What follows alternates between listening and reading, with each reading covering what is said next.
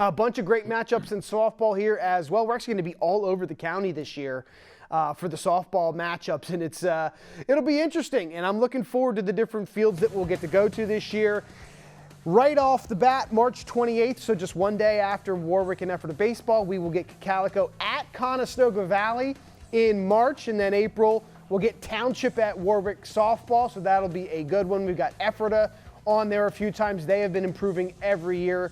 And then Manheim Central, we've got them on a few times as well, including a night game late in May, right before the playoffs as they host Calico. There's that Penn Manor and Warwick softball matchup. Keep in mind, Warwick has changed head coaches this year, so that will be worth keeping an eye on. All right, Tim, what are you looking forward to on there as we get to head out to some softball fields? Of course, we're hoping the weather isn't wintry. It's more spring-like.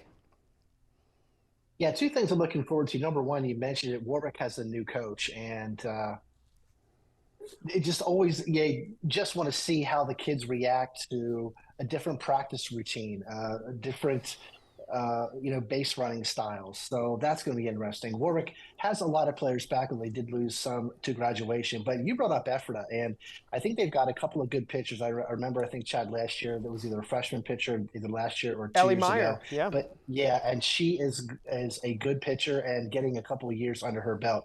I'm looking forward to see how Ephrata is going to do.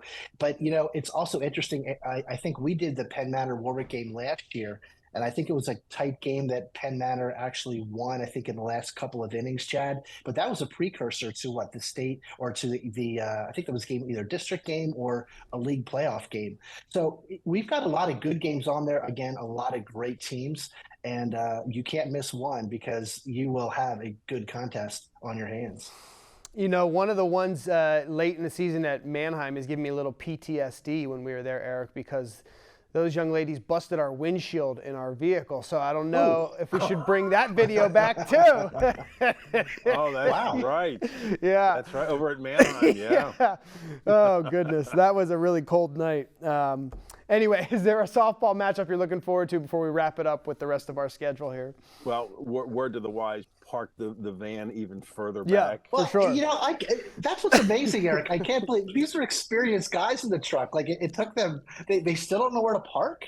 Like, come on. Yeah, we will. That person that parked it there will remain nameless in the back for that transgression. It was probably Chad. No, it was not Chad. Okay. Okay.